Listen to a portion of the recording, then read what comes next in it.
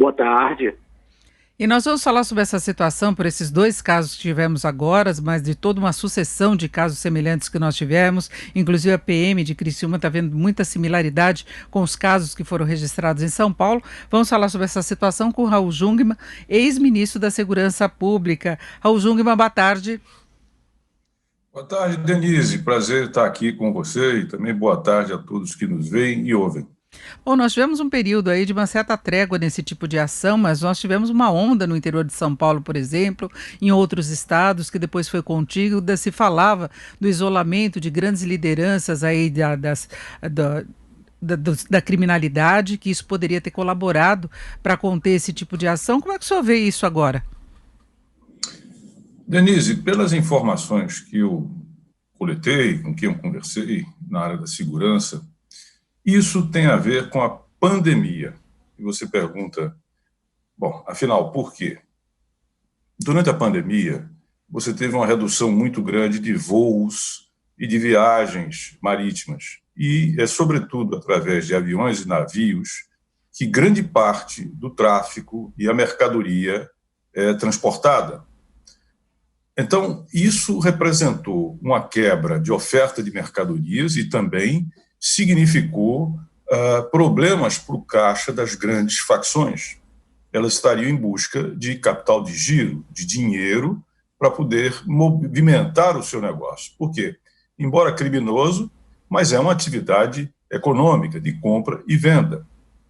Um outro aspecto que também contribuiu para abalar, digamos assim, as finanças dessas facções é o fato de que, além da redução de voos e viagens marítimas, você teve também uma grande redução do transporte viário, ou seja, rodoviário, e isso facilitou o trabalho e os bloqueios da Polícia Federal. Além disso, Denise, dois outros aspectos. A Polícia Federal, em conjunto com a Receita, tem feito um trabalho muito eficiente no que diz respeito ao PCC, que é a maior organização criminosa que nós temos na América do Sul. Mais de R$ 1 bilhão em dinheiro e bens deles foi apreendido. E em Moçambique, a DEA, que é o Drugs Enforcement Agency dos Estados Unidos, prendeu o Fuminho, que é o maior atacadista de drogas que você tinha em operação no país. Então, tudo isso tem gerado uma escassez de recursos, né, e, ao mesmo tempo, também de mercadoria, ou seja, de drogas. A saída encontrada, aparentemente, são esses mega assaltos. Teve um em junho em Botucatu, aí em São Paulo, teve agora em Araraquara, em Criciúma, e esse no Pará, que não sei se tem a conexão exatamente com os anteriores. Mas o que está na base desta ação, Denise, é a falta, a necessidade de capitalização que tem as grandes facções criminosas diante do que vem acontecendo, de um lado, pela pandemia e, de outra parte, pela ação da Polícia Federal e da Receita. Bom, nós já tivemos alguns casos aí que foram controlados a tempo pelo uso da inteligência da área de segurança.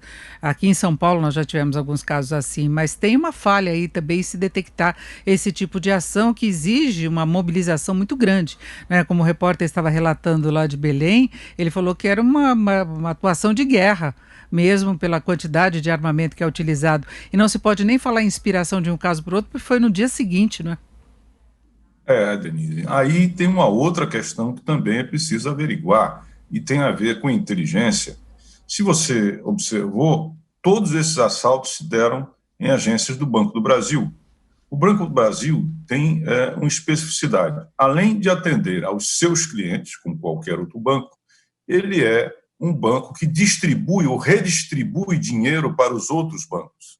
Então, em determinados momentos, sobretudo no início do mês, dia 1º, dia 2, há uma grande transferência de numerário, ou seja, de dinheiro, para algumas agências do Banco do Brasil, para fazer a redistribuição para outros bancos. A questão que fica, e cabe levantar, é o seguinte: esses bancos estariam recebendo informações de dentro do próprio Banco do Brasil, porque, veja, embora dia 1º e dia 2, no início do mês, haja transferência de muitos recursos, e isso é sabido, mas isso não é para todas as agências do Banco do Brasil, é para algumas agências do Banco do Brasil. E aqui, evidentemente, que nós temos uma falha em termos da inteligência. Porque, Denise, você projetar, planejar um mega assalto desse pode levar até meses para ser feito. Você precisa saber onde é que está a unidade policial, quantos homens tem lá dentro, você precisa saber as vias de saída, você tem que conhecer, tem que ter a planta disso tudo, você tem que reunir a logística de armas, de carros e tudo mais. Quer dizer, é uma grande movimentação criminosa. Então, por que é que a inteligência não foi capaz de captar os sinais de que isso estava para acontecer e atuar preventivamente? É a questão que cabe levantar. Bom, o senhor falava pouco da capacidade que a Polícia Federal tem demonstrado aí em atuar contra o PCC. Agora, há necessidade de aprimoramento em relação a esse tipo de crime. Então, tem alguma falha em relação ao aperfeiçoamento aí do sistema todo de segurança para se controlar a formação, o planejamento desse tipo de ação? Eu diria que sim, em princípio sim. Por quê? Porque, Denise, você para mobilizar 30, 40 bandidos, quem está coordenando esse crime, quem fez esse crime, e aí eu diria que eu praticamente aposto nisso, são políticos, são bandidos extremamente experientes, são bandidos que possivelmente já realizaram outros assaltos a banco. E tem mais um detalhe, possivelmente, na retaguarda desse grande grupo, você tem facções criminosas que fazem a logística ou apoiam logisticamente esses grupos. Como? Por exemplo, cedendo armas, alugando fuzis, metralhadoras, não é? Ao mesmo tempo mobilizando carros e fazendo até empréstimos de recursos, adiantando recursos, pensando nos lucros que vai obter. Então, se nós tivéssemos, de fato, uma inteligência mais integrada, porque esse é um grande problema na área de inteligência, é muito compartimentada, quem tem informação de inteligência dificilmente cede, e muitas vezes por desconfiança que cedendo isso possa vazar e frustrar aquela ação policial, a verdade é que são coisas aí que nós temos que esclarecer. Mas eu também chamaria atenção para uma última coisa, Denise. No ano, não existem muitos assaltos como esse. Esses agora que estão acontecendo estão relacionados, pelo que eu entendo, ao que eu falei, a redução da mercadoria, a redução do caixa e a necessidade, eu diria assim, urgente de ter recursos para fazer girar o negócio, porque, afinal, embora criminosa, a atividade do tráfico e outras mais, elas são ligadas, de fato, à preocupação de obter lucros, portanto, a atividades que são criminosas, porém econômicas. E além da questão da inteligência para detectar esse tipo de organização dos crimes, ainda tem a questão do armamento pesado que está chegando aqui ao Brasil e que essas facções têm acesso. Tem.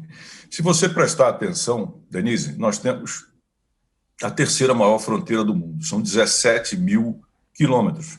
Sabe o que é isso em linha reta? É você sair aí de São Paulo, ultrapassar num voo o Atlântico Sul, a África, o Oceano Índico, sobrevoar a Malásia, sobrevoar o Mar do Japão e chegar até o Japão. Essa é a nossa fronteira, a terceira maior do mundo.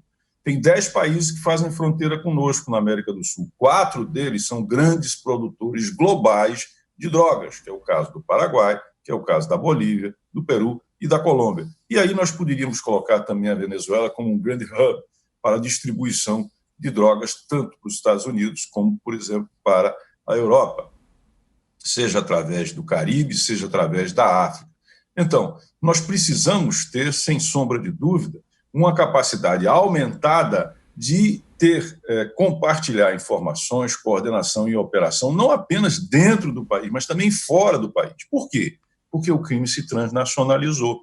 A globalização e a comunicação através de rede e outras formas, elas não é apenas para nós, não. Elas servem e como aos criminosos, que não têm que obedecer normas nem leis. Então, há um déficit aí que é preciso superar, Denise, e quanto mais integrado, eu diria até que há uma necessidade hoje de uma autoridade sul-americana de segurança. Nós precisamos ter uma convergência de legislação, de inteligência, de informação, para poder combater o crime transnacional, sem esquecer, mais uma vez, que fica aqui, na América do Sul, uns grandes celeiros de produção e distribuição de drogas de todo o mundo. E nós ouvimos Raul Jungmann, que é ex-ministro da Segurança Pública. Raul Jungmann, muito obrigada, uma boa tarde. Prazer em